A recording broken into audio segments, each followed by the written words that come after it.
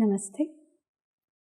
ಜ್ಞಾನಾಂಜಲಿ ಕಾರ್ಯಕ್ರಮಕ್ಕೆ ತಮಗೆಲ್ಲರಿಗೂ ಸ್ವಾಗತವನ್ನು ಬಯಸ್ತಾ ಇದ್ದೀನಿ. ಹಿಂದಿನ 2 ಸಂಚಿಕೆಯಲ್ಲಿ ನಾವು ಆಧ್ಯಾತ್ಮಿಕ ಮೌಲ್ಯ ಶಿಕ್ಷಣದ ಬಗ್ಗೆ ವಿಚಾರ ಮಾಡ್ತಾ ಇದ್ವಿ. ಆಧ್ಯಾತ್ಮಿಕ ಮೌಲ್ಯಗಳು ಎಲ್ಲ ಮೌಲ್ಯಗಳಿಗೆ ಆಧಾರ ಆಗಿದೆ ಅಂತ ತಿಳ್ಕೊಂಡ್ವಿ.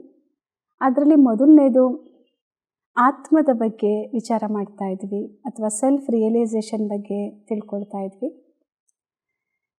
ಇಂದಿನ ಈ ಸಂಚಿಕೆಯಲ್ಲಿ ಆತ್ಮದ ಬಗ್ಗೆ ಇನ್ನೂ ಕೂಡ ಡೀಟೇಲ್ ಆಗಿ ತಿಳ್ಕೊಳ್ಳೋಣ.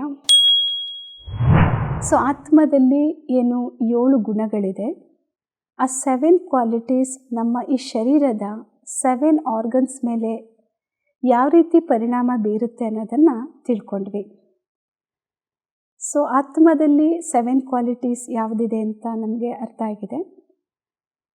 ಆತ್ಮದಲ್ಲಿರುವಂತಹ 7 ಗುಣಗಳು: knowledge, purity, peace, love, happiness, bliss ಮತ್ತು ಪವರ್. ಹಾಗೆ ಈ ಶರೀರದ ಏನು 7 ಪಾರ್ಟ್ಸ್ ಇದೆ ಅದನ್ನು ಕೂಡ ತಿಳ್ಕೊಂಡ್ವಿ. ನಾಲೆಡ್ಜ್ ಅನ್ನುವಂಥದ್ದು ಬ್ರೈನ್ ಮೇಲೆ ಎಫೆಕ್ಟ್ ಆಗುತ್ತೆ. ಪ್ಯೂರಿಟಿ ನಮ್ಮ ಸ್ಕಿನ್ ಅಥವಾ ಇಮ್ಯೂನ್ ಸಿಸ್ಟಮ್ ಮೇಲೆ ಎಫೆಕ್ಟ್ ಆಗುತ್ತೆ. ಹಾಗೆ ಪೀಸ್ ಅನ್ನುವಂಥದ್ದು ಲಂಗ್ಸ್ ಮೇಲೆ ಎಫೆಕ್ಟ್ ಆಗುತ್ತೆ. ನಂತರ ಲವ್ ಅನ್ನುವಂಥದ್ದು ಹಾರ್ಟ್ ಅಥವಾ ಕಾರ್ಡಿಯೋವ್ಯಾಸ್ಕ್ಯುಲರ್ ಸಿಸ್ಟಮ್ ಮೇಲೆ. ನಂತರ ಹ್ಯಾಪಿನೆಸ್ ಅನ್ನುವಂಥದ್ದು ಸ್ಟೊಮಕ್ ಮೇಲೆ ಎಫೆಕ್ಟ್ ಆಗುತ್ತೆ. ಹಾಗೆ ಬ್ಲಿಸ್ ಅನ್ನುವಂಥದ್ದು ಈ ಶರೀರದ ಹಾರ್ಮೋನ್ಸ್ ಮೇಲೆ ಎಫೆಕ್ಟ್ ಆಗುತ್ತೆ. ಹಾಗೆ ಪವರ್ ಅನ್ನುವಂಥದ್ದು ಬೋನ್ಸ್ ಮತ್ತು ಮಸಲ್ಸ್ ಮೇಲೆ ಎಫೆಕ್ಟ್ ಆಗುತ್ತೆ. ಈ ಆತ್ಮದಲ್ಲಿರುವಂತಹ 7 ಗುಣಗಳನ್ನು ಆತ್ಮಕ್ಕೆ ಯಾವ ರೀತಿ ಕೊಡುವಂಥದ್ದು? ಹೇಗೆ ಶರೀರ 5 ಎಲಿಮೆಂಟ್ಸಿಂದ ಆಗಿದೆ: ಗಾಳಿ, ನೀರು, ಭೂಮಿ, ಬೆಂಕಿ ಹಾಗೂ ಆಕಾಶ. ಈ ಶರೀರಕ್ಕೆ 5 ಎಲಿಮೆಂಟ್ಸನ್ನು ಕೊಡೋದಕ್ಕೆ ಶರೀರದಲ್ಲಿ 5 ಸೆನ್ಸ್ ಆರ್ಗನ್ಸ್ ಇದೆ ಅಥವಾ ಪಂಚೇಂದ್ರಿಯಗಳಿದೆ: ಕಣ್ಣು, ಕಿವಿ, ಬಾಯಿ, ಮೂಗು, ಚರ್ಮ.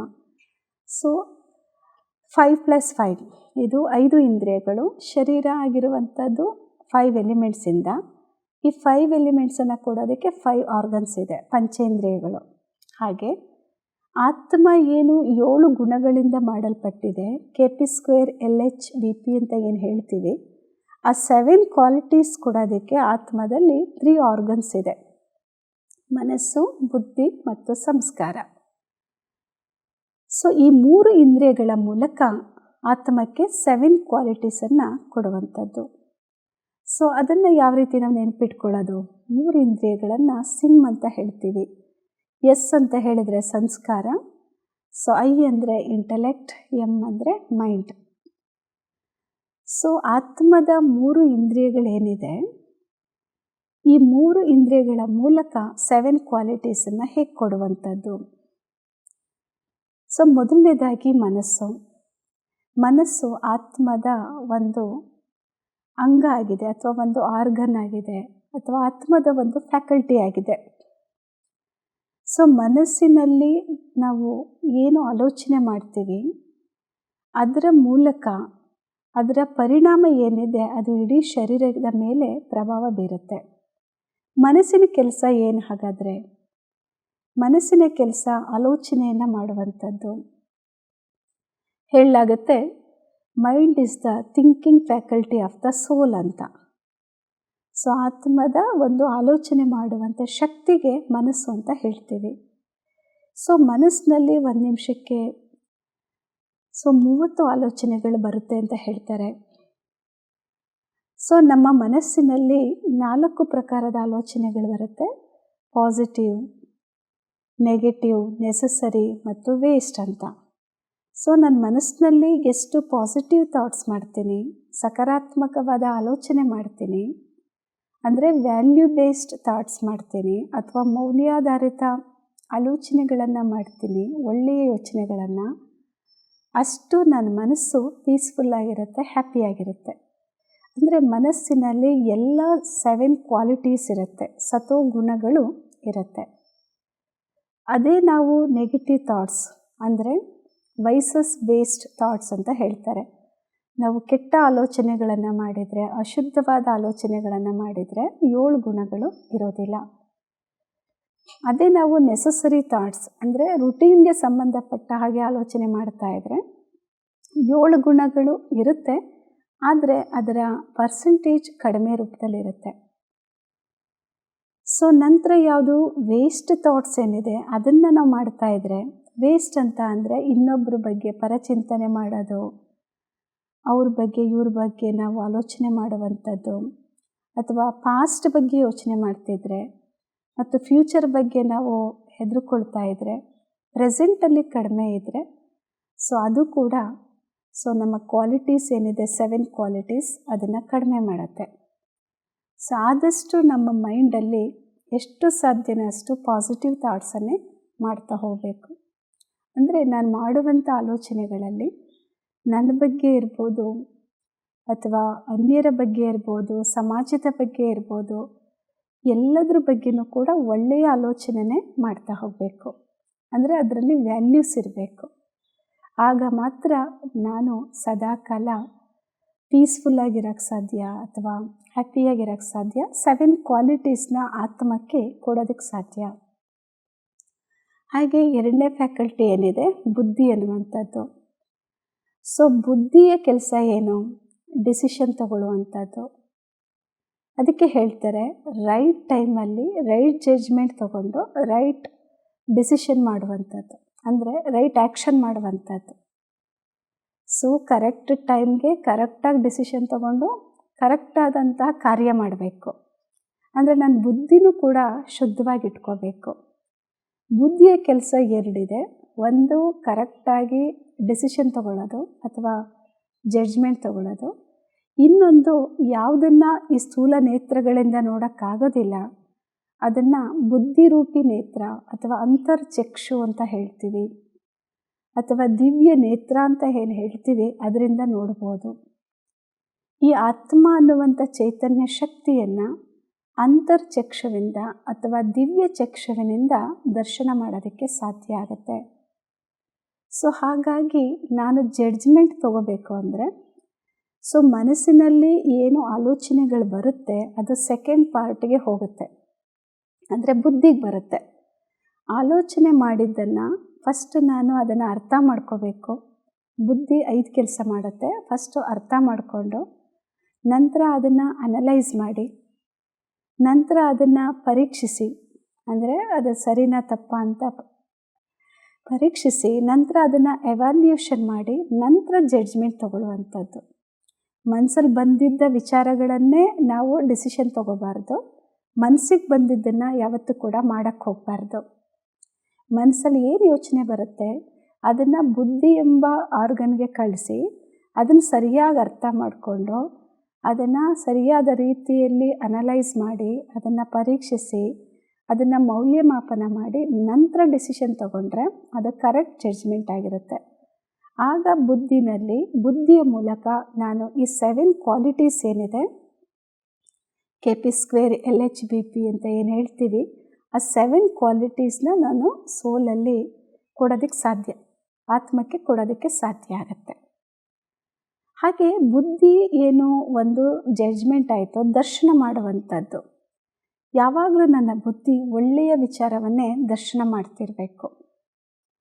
ಕೆಟ್ಟ ವಿಚಾರಗಳನ್ನು ಆದಷ್ಟು ಕೇಳಲೇಬಾರ್ದು ಮತ್ತು ಅದನ್ನು ದರ್ಶನ ಕೂಡ ಮಾಡಬಾರ್ದು. ಸೊ ಅದನ್ನು ಇನ್ನೊಬ್ಬರಿಗೆ ನಾವು ವರ್ಣಿಸಲೂಬಾರ್ದು. ಫಸ್ಟ್ ಆಫ್ ಆಲ್ ನಾವು ಕೇಳಲೇಬಾರ್ದು. ಅದಕ್ಕೆ ತಾವೆಲ್ಲ ಕೇಳಿರ್ಬೋದು, ಮಹಾತ್ಮ ಗಾಂಧೀಜಿನೂ ಕೂಡ ಹೇಳ್ತಿದ್ರು, ಕೆಟ್ಟದನ್ನು ಕೇಳಬಾರ್ದು, ಕೆಟ್ಟದನ್ನು ನೋಡಬಾರ್ದು, ಕೆಟ್ಟದನ್ನು ಮಾತಾಡಬಾರ್ದು, ಜೊತೆಗೆ ಕೆಟ್ಟದನ್ನು ಯೋಚಿಸಲೂಬಾರ್ದು, ಕೆಟ್ಟದನ್ನು ಮಾಡಲೂಬಾರ್ದು. ಸೊ ಆಗ ನಮ್ಮಲ್ಲಿ 7 ಕ್ವಾಲಿಟೀಸ್ ಇರುತ್ತೆ. ನಂತರ 3ನೇದು ಸಂಸ್ಕಾರ. ಸಂಸ್ಕಾರ ಅಂದ್ರೇನು? ನನ್ನ ಆತ್ಮ ಈ ಶರೀರವೆಂಬ ಸಾಧನದ ಮೂಲಕ ಏನೆಲ್ಲ ಕಾರ್ಯ ಮಾಡ್ತೀನಿ, ಮೇ ಬಿ ಗುಡ್ ಆರ್ ಬ್ಯಾಡ್, ಅದು ಒಳ್ಳೇದಿರ್ಬೋದು ಕೆಟ್ಟದಿರ್ಬೋದು, ಎಲ್ಲವೂ ಕೂಡ ಸಂಸ್ಕಾರ ಎಂಬ ಆರ್ಗನ್ನಲ್ಲಿ ರೆಕಾರ್ಡ್ ಆಗ್ತಾ ಇರುತ್ತೆ. ಪ್ರತಿಯೊಂದು ಕೂಡ ಅಲ್ಲಿ ರೆಕಾರ್ಡ್ ಆಗ್ತಾ ಇರುತ್ತೆ. ಅದಕ್ಕೆ ಹೇಳ್ತಾರೆ ದೊಡ್ಡವರು, ಮಾಡಿದುಣ್ಣು ಮಹಾರಾಯ ಅಂತ ಹೇಳ್ತಾರೆ. ಸೊ ನ್ಯೂಟನ್ಸ್ ಥರ್ಡ್ ಲಾ ಕೂಡ ಇದೆ. ಸೊ ಏನಂತ, for every action there is equal and opposite reaction ಅಂತ. ಅಂದಮೇಲೆ ನಾವು ಮಾಡಿದ ಕರ್ಮವನ್ನು ನಾವೇ ಅನುಭವಿಸ್ಬೇಕು. ಅದು ಒಳ್ಳೆಯದಾಗಿರ್ಬೋದು ಅಥವಾ ಕೆಟ್ಟದಾಗಿರ್ಬೋದು. ಅದಕ್ಕೆ ನಾವು ಮಾಡುವಂಥ ಕರ್ಮದ ಬಗ್ಗೆ ನಾವು ಏನು ಈ ಸೆನ್ಸ್ ಆರ್ಗನ್ಸಿಂದ ಅಥವಾ ಪಂಚೇಂದ್ರಿಯಗಳಿಂದ ಕೆಲಸ ಮಾಡ್ತೀವಿ ಅದ್ರ ಬಗ್ಗೆ ತುಂಬಾ ಗಮನ ಕೊಡಬೇಕು, ಅಟೆನ್ಷನ್ ಕೊಡಬೇಕು. ಅದಕ್ಕೋಸ್ಕರ ಕರ್ಮ ಫಿಲಾಸಫಿನೂ ಕೂಡ ಅರ್ಥ ಮಾಡ್ಕೊಳ್ಬೇಕು. ಅದಕ್ಕೆ ಇದಕ್ಕೆ ಹೇಳ್ತಾರೆ ಹಣೆ ಬರಹ ಅಂತಲೂ ಹೇಳ್ತಾರೆ. ಏನಾದರೂ ಕೆಟ್ಟದಾಗ್ತಾ ಇದ್ದರೆ ಹೇಳ್ತಾರೆ ನನ್ನ ಪೂರ್ವ ಜನ್ಮದ ಫಲ ಅಥವಾ ನನ್ನ ಹಣೆ ಬರಹ ಅಂತಾರೆ, ಅಥವಾ ನನ್ನ ಫೇಟ್ ಅಂತಾರೆ. ಅದೇ ನಾವು ಒಳ್ಳೆಯದನ್ನು ಮಾಡ್ತಾಯಿದ್ರೆ, ಒಳ್ಳೇದಾಗ್ತಾ ಇದ್ದರೆ ಅದಕ್ಕೆ ಅದೃಷ್ಟ ಅಥವಾ ಲಕ್ ಅಂತಾರೆ. ಸೊ ಈ ಸಂಸ್ಕಾರಗಳಲ್ಲಿ 5 ಬಗೆಯ ಸಂಸ್ಕಾರಗಳಿದೆ. ಒಂದು ಒರಿಜಿನಲ್ ಸಂಸ್ಕಾರ ಅಂತ, ಅಂದರೆ ಆತ್ಮದ ನಿಜವಾದ ಸಂಸ್ಕಾರ. ಅದಕ್ಕೆ ಹೇಳ್ತೀವಿ 7 qualities: knowledge, purity, peace, love, happiness, bliss ಮತ್ತು ಪವರ್. ಇದು ಆತ್ಮದ ಒರಿಜಿನಲ್ ಸಂಸ್ಕಾರ ಆಗಿದೆ. ಎರಡನೇದಾಗಿ ಯಾವುದು ಪೂರ್ವ ಜನ್ಮದ ಸಂಸ್ಕಾರ, ಅಂದರೆ ಪಾಸ್ಟ್ ಬರ್ತಿಂದು. ಸೊ ಮೂರನೇದಾಗಿ ಹೆರಿಡಿಟಿ ಸಂಸ್ಕಾರ, ನಮ್ಮ ಪೇರೆಂಟ್ಸಿಂದ ಇರ್ಬೋದು, ಗ್ರ್ಯಾಂಡ್ ಪೇರೆಂಟ್ಸಿಂದ ಇರ್ಬೋದು ಬಂದಿರುವಂಥ ಸಂಸ್ಕಾರ. ಕೆಲವರು ಅದಕ್ಕೆ ಹೇಳ್ತಾರೆ ಇವ್ರ ತಾತನ ರೀತಿ ಅಥವಾ ಅಜ್ಜಿ ರೀತಿಯಲ್ಲಿ ಅಂತ. ಕೆಲವೊಂದು ಸಂಸ್ಕಾರ ಪೇರೆಂಟ್ಸಿಂದ ಅಥವಾ ಹೆರಿಡಿಟಿಯಿಂದ ಬಂದಿರುವಂಥದ್ದು. ನಂತರ 4ನೇದು ವಿಲ್ ಪವರ್ ಸಂಸ್ಕಾರ ಅಂತಲೂ ಹೇಳ್ತೀವಿ. ಯಾವುದು ಮನೋಬಲದ ಸಂಸ್ಕಾರ. ನನ್ನ ಮನೋಬಲ ಇದ್ದರೆ ನಾನು ಯಾವುದೇ ಸಂಸ್ಕಾರವನ್ನು ಚೇಂಜ್ ಮಾಡ್ಕೋಬೋದು. ಹಾಗೆ 5ನೇದು ಫ್ರೆಂಡ್ಶಿಪ್ಪಿಂದ ಬರುವಂಥ ಸಂಸ್ಕಾರ, ಸಂಘದ ಸಂಸ್ಕಾರ ಅಂತ. ನಾವು ಒಳ್ಳೆಯ ಸಂಘವನ್ನು ಮಾಡಿದರೆ ಆ ಒಳ್ಳೆಯ ಗುಣಗಳು ನಮ್ಮಲ್ಲಿ ಬರ್ತಾ ಹೋಗುತ್ತೆ. ಸೊ ಹಾಗಾಗಿ ಈ 5 ಪ್ರಕಾರದ ಸಂಸ್ಕಾರಗಳಲ್ಲಿ ನನ್ನ ಸಂಸ್ಕಾರವನ್ನು, ನಿಜವಾದ ಸಂಸ್ಕಾರ ಯಾವುದಿದೆ ಸತೋಗುಣಗಳ ಸಂಸ್ಕಾರ, ಅದನ್ನು ನಮ್ಮದನ್ನಾಗಿ ಮಾಡ್ಕೋಬೇಕು ಮತ್ತು ಮನೋಬಲವನ್ನು ಹೆಚ್ಚಿಸ್ಕೋಬೇಕು. ಸೊ ಆತ್ಮದ ಈ 3 ಇಂದ್ರಿಯಗಳೇನಿದೆ, ಮನಸ್ಸು, ಬುದ್ಧಿ ಹಾಗೂ ಸಂಸ್ಕಾರ, ಈ 3 ಇಂದ್ರಿಯಗಳ ಮೂಲಕ ಆತ್ಮಕ್ಕೆ ನಾವು 7 ಕ್ವಾಲಿಟೀಸ್ನ ಕೊಡ್ತೀವಿ.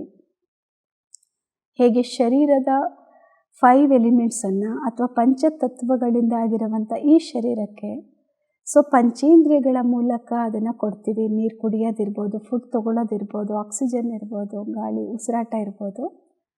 ಸೊ ಹಾಗೆ ಆತ್ಮಕ್ಕೂ ಕೂಡ ಈ ರೀತಿ ನಾವು ಫುಡ್ಡನ್ನು ಕೊಡುವಂಥದ್ದು.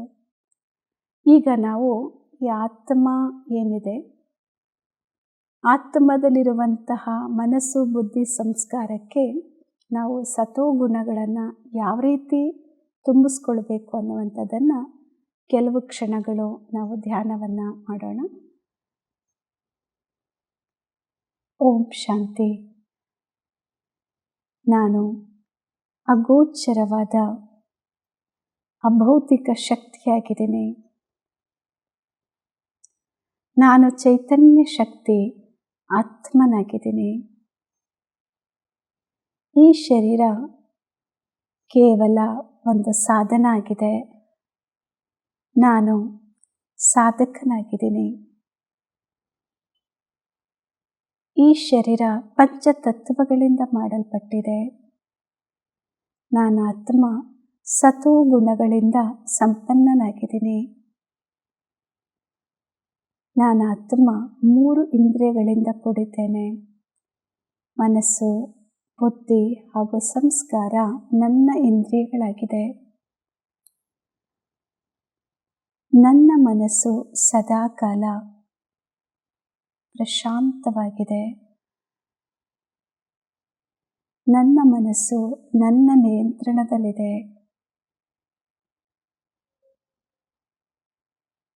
ನನ್ನ ಮನಸ್ಸಿನಲ್ಲಿ ಶಾಂತಿಯ ತರಂಗಗಳು ಮೂಡ್ತಾ ಇದೆ. ನನ್ನ ಬುದ್ಧಿನೂ ಕೂಡ ಪ್ರಶಾಂತವಾಗಿದೆ. ನನ್ನ ಸಂಸ್ಕಾರದಲ್ಲಿ ಶಾಂತಿಯ ಅನುಭವ ಆಗ್ತಾ ಇದೆ. ಈ ಶಾಂತಿಯ ತರಂಗಗಳನ್ನು ಈ ಶರೀರದ ಪ್ರತಿಯೊಂದು ಇಂದ್ರಿಯಗಳಿಗೆ, ಅಂಗಾಂಗಗಳಿಗೆ ಹರಡ್ತಾ ಇದ್ದೇನೆ. ಈ ಶರೀರ ಆರೋಗ್ಯವಾಗಿದೆ, ಹಗುರವಾಗಿದೆ, ಮನಸ್ಸು ಪ್ರಸನ್ನವಾಗಿದೆ, ಪ್ರಶಾಂತವಾಗಿದೆ. ಓಂ ಶಾಂತಿ ಶಾಂತಿ.